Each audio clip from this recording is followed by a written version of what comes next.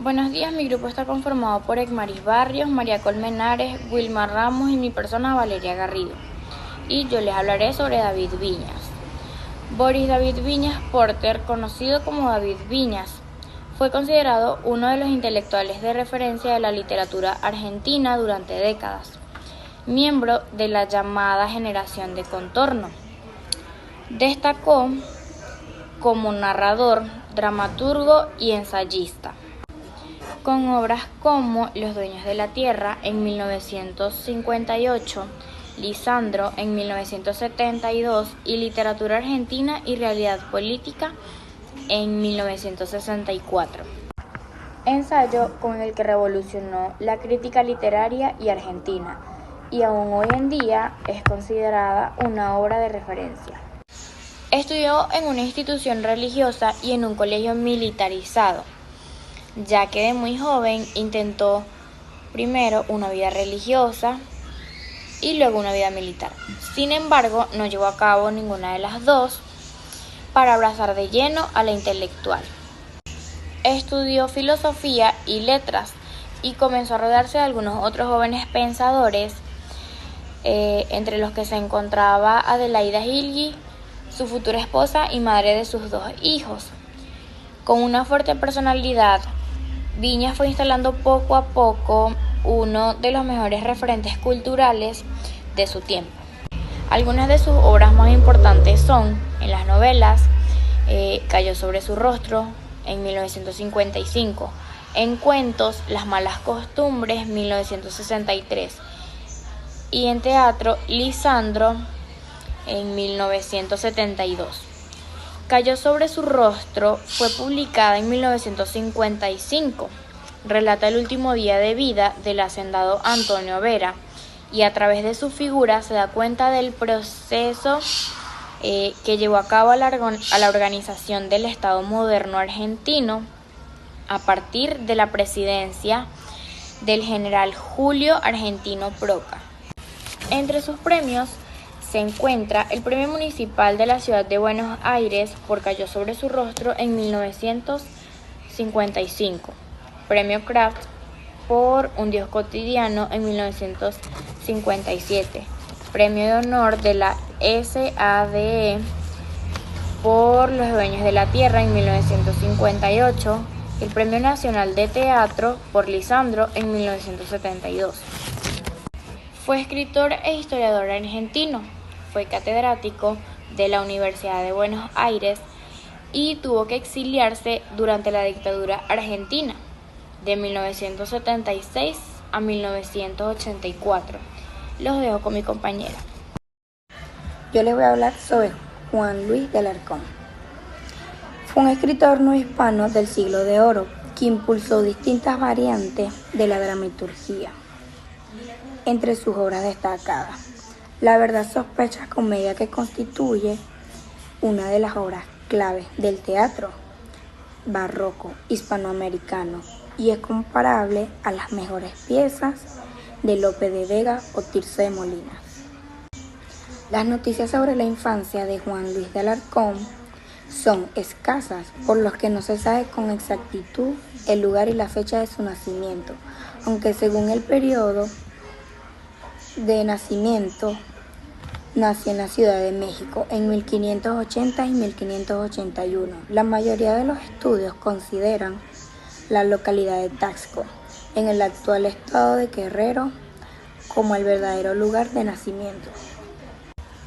La obra dramática del escritor no hispano Juan Luis de Alarcón se inserta tanto en el contexto de la literatura novohispana como de las letras de los siglos de oro, estableciendo un nexo entre la cultura de la metrópoli y una de sus colonias de Nueva España, y por ello entre autor se figura como un caso único. Las comedias resultan atribuidas al Alarcón. Las más conocidas son No hay mal que por bien que no venga, Don Domingo de Don Blas, Ayuda la verdad y la culpa, Busca la pena y el agravio, La venganza. Yo les vengo a hablar sobre Jorge Luis Volpi Escalante. Jorge Luis Volpi Escalante nació el 10 de julio de 1968 en Ciudad de México, México. Es licenciado y maestro en Letras Mexicanas por la UNAM, doctor en Filología Hispánica por la Universidad de Salamanca.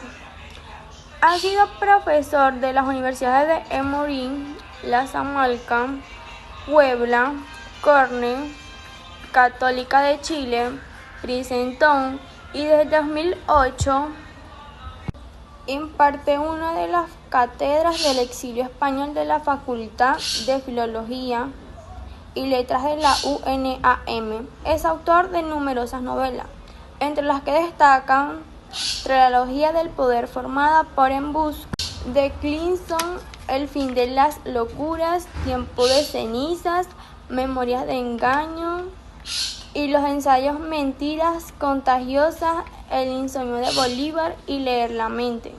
También es autor de Exámenes de mi padre y una novela criminal. Sus libros han sido traducidos a 30 idiomas.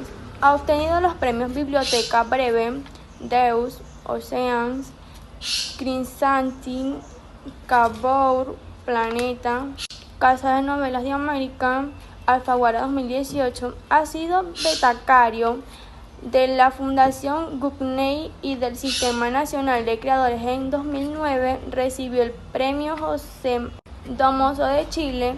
Al conjunto de su obra ha sido condecorado como Caballero de la Orden en Artes y Letras de Francia y con la Orden de Isabel la Católica. En España fue director del Instituto de México, Orden de Artes y Letras de Francia, y con la Orden de Isabel la Católica. En España fue director del Instituto de México.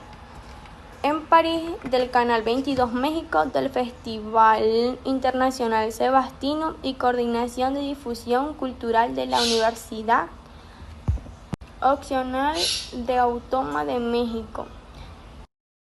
Yo les voy a hablar sobre Julio Cortázar. Julio Florencio Cortázar fue un escritor y profesor argentino. También trabajó como traductor, oficio que desempeñó para la UNESCO y varias editoriales. Nació el 26 de agosto de 1914 en Bélgica y falleció el 12 de febrero de 1984 en París, Francia. Tuvo dos esposas, Carol Dunlop, con quien estuvo de 1981 a 1982, y la segunda fue Aurora Bernárdez, con quien estuvo de 1953 a 1967. Sus padres fueron Julio José Cortázar y María Herminia Desputet. ¿Qué caracteriza a Julio Cortázar?